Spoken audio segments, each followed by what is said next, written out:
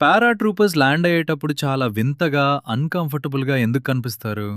అదే sky divorce అయితే అంత స్మూత్‌గా ఎలా ల్యాండ్ అవ్వగలుగుతున్నారు?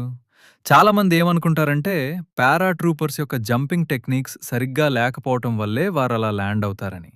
కానీ నిజానికి ఈ 2 రకాల పారాచూటింగ్ విధానాలు ఒకదానికొకటి పూర్తిగా భిన్నమైనవి. మొదటి తేడా వారు మోసే బరువు. పారాట్రూపర్స్ ల్యాండ్ అయ్యేటప్పుడు వారు తమతో పాటు డజన్ల కొద్దీ కిలోల బరువున్న ఆయుధాలను మరియు మిలిటరీ ఎక్విప్మెంట్ని మోసుకుంటూ వస్తారు. అంత బరువుతో వారు గనక నేరుగా కాళ్ళ మీద నిల్చోవడానికి ట్రై చేస్తే ఆ ఇంపాక్ట్ ఫోర్స్కి వారి యాంకిల్స్ మరియు మోకాలు వెంటనే విరిగిపోతాయి. అందుకే వారు 5 పాయింట్ ల్యాండింగ్ మెథడ్ని ఉపయోగిస్తారు. ఇందులో భాగంగా తమ పిక్కలు, తొడలు మరియు పిరుదులను ఒకదాని తర్వాత ఒకటి కుషనింగ్ జోన్స్లా వాడుతూ ఆ ల్యాండింగ్ షాక్ని బాడీ మొత్తం సమానంగా డిస్ట్రిబ్యూట్ చేస్తారు. ఇది ఎంతో కఠినమైన ట్రైనింగ్ ద్వారా నేర్చుకునే ఒక ప్రాణరక్షణ సాంకేతికత. రెండవ తేడా వారి లక్ష్యాలు.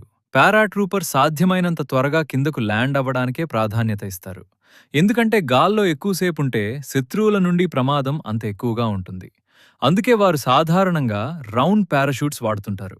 వీటి వల్ల కిందకు వచ్చే వేగం ఎక్కువగా ఉంటుంది కానీ వీటిని మనకు నచ్చినట్టు తిప్పడం చాలా కష్టం. దీనికి భిన్నంగా స్కై డైవర్స్ సాధారణంగా పారాగ్లైడర్స్ వాడుతుంటారు. వీటి వల్ల కిందకు వచ్చే స్పీడ్ చాలా తక్కువగా ఉంటుంది. పైగా రెండు వైపులా ఉండే కంట్రోల్ టాగిల్ సహాయంతో వీటి స్పీడ్ని తగ్గించుకుంటూ ఎటు కావాలంటే అటు చాలా ఈజీగా స్టీరింగ్ చేసుకుంటూ స్మూత్గా ల్యాండ్ అవ్వచ్చు.